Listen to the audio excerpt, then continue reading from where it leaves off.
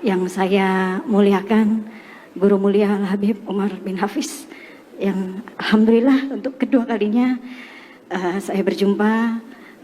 Walaupun izin Habib, waktu Ramadan kemarin saya diajak oleh guru saya, adik dari Habib Jindan, saya Umi Pipik, uminya Abizar, dan saya alhamdulillah rezeki saya dibaiat oleh Habib Umar, diberikan ijazah sanad ilmu dan diganti nama saya Ummu Fatimah. Alhamdulillah, barakallah.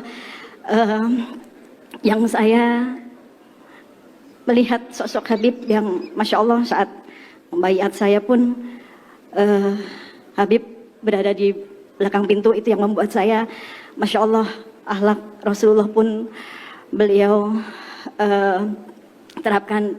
Dan yang saya mau tanyakan Habib, izin juga Habib Jindan, juga Habib Ali, Masya Allah, semoga Allah muliakan guru-guru kita.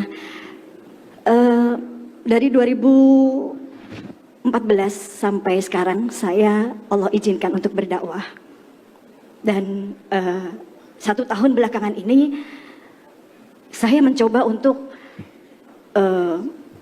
mensiarkan khulasoh yang Habib Umar tulis. Bagaimana di situ semua doa-doa dari waliullah, dan saya pun sudah merasakan keajaiban saat membaca ini. Di saat saya pernah mengalami kecelakaan, kalau melihat mobil hancur itu mungkin melihat dalamnya orang sudah mati semuanya. Tapi sebelum kejadian itu saya membaca khulasoh, yang buku yang sudah Habib berikan, dan mungkin bapak-bapak semua, ibu-ibu semua yang ada di sini, kitab yang ada di paperback itu adalah khulasoh. Mohon jangan taruh di bawah karena itu zikir, takutnya ada di kaki ya, mohon diangkat ya, karena itu buku zikir. Masya Allah, ini salah satu dakwah. Lalu 1 tahun belakangan ini saya mencoba dengan dakwah saya menyebarkan kitab khulasoh ini Habib, dan di berbagai masjid, di berbagai kota, sampai satu hal yang saya mengalami sendiri, bahwa ada satu penolakan yang di hadapan saya, di depan saya buku itu dilempar, yang mengatakan bahwa ini tidak sesuai dengan sunnah. Rasanya saya sakit sekali, padahal saya merasakan keajaiban di saat saya membaca buku ini dan mengamalkannya. Bahkan setiap ba'da maghrib saya mengajari anak-anak saya untuk mengistiqomahkan membaca ini, karena ada keajaiban di situ. Lalu pertanyaan saya tadi, Habib sudah menceritakan bagaimana sosok Rasulullah yang misinya memanusiakan manusia.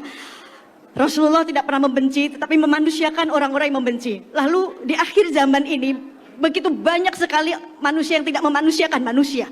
Bahkan yang saya alami pun saat saya mensiarkan, membagikan buku-buku ini, lalu ada yang saya alami ini bukan dari orang-orang yang di luar Islam, tetapi justru orang Islamnya tersendiri. Ini yang membuat mungkin sakit ya, tapi lalu bagaimana, apakah saya harus meneruskan hal ini, dan bagaimana sikap saya, hati saya, dan apa yang harus saya lakukan Habib. Lalu yang kedua, ada titipan dari public figure. Ada yang bertanya bagaimana hukum tentang memanjangkan jenggot, yang katanya tadi apa Neng? Sunnah, enggak wajib. Maksudnya apa? Hukum memanjangkan jenggot itu, ini pertanyaan dari Baby Romeo sebetulnya. Ya, itu tadi. Terus lalu ada juga tadi yang tentang musik, dan yang terakhir bagaimana ulama-ulama terdahulu yang sudah populer di zamannya, lalu bagaimana sikap mereka menyikapi kepopulerannya mereka di zamannya. Gitu. Terima kasih. Assalamualaikum warahmatullahi wabarakatuh.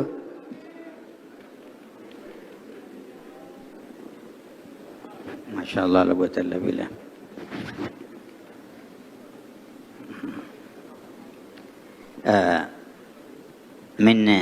من حكمة الله تبارك وتعالى أن يبقى أعداد من المسلمين يتصورون شيء على غير ما هو عليه، ويختبر الناس ببعضهم البعض، ومهمتنا أن نرحم الجميع.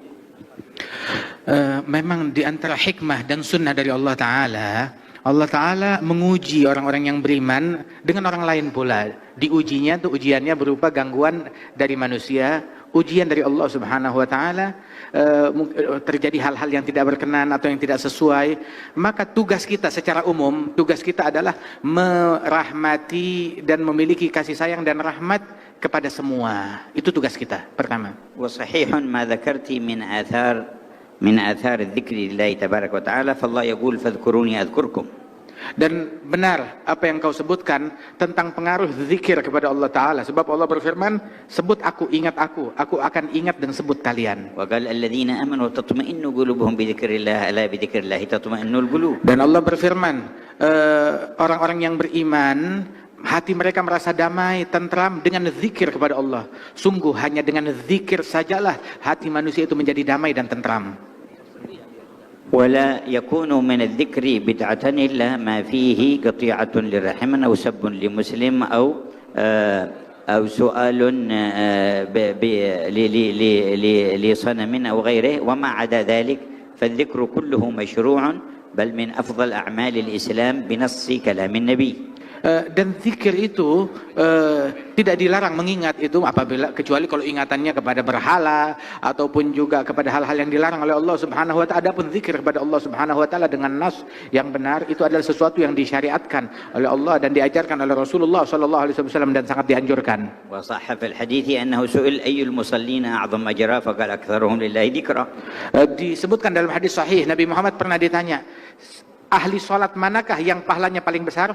Maka dijawab oleh Nabi, ahli salat yang pahalanya paling besar adalah yang paling banyak zikirnya. فسئل أي المتصدقين أعظم أجرا فقال أكثرهم لله ذكرا. Nabi ditanya lagi, kalau ahli sedekah yang pahalanya paling besar yang mana ya Rasulullah? Nabi jawab, ahli sedekah yang pahalanya paling besar yang paling banyak zikirnya. سئل فأي الصائمين أعظم أجرا قال أكثرهم لله ذكرا. Ditanya lagi, ahli puasa mana yang pahalanya paling besar? Nabi bilang, yang paling banyak zikirnya juga kepada Allah. فقيل أي المجاهدين أعظم أجرا قال أكثرهم لله ذكرا. Ditanya lagi, kalau mujahidin yang paling besar pahalanya mujahidin yang mana? Nabi jawab, mujahidin yang paling besar pahalanya yang paling banyak zikirnya kepada Allah. فسمع سيدنا أبو بكر هذه الأجوبة فقال لسيدنا عمر ذهب الذاكرون لله بخير الدنيا والآخرة.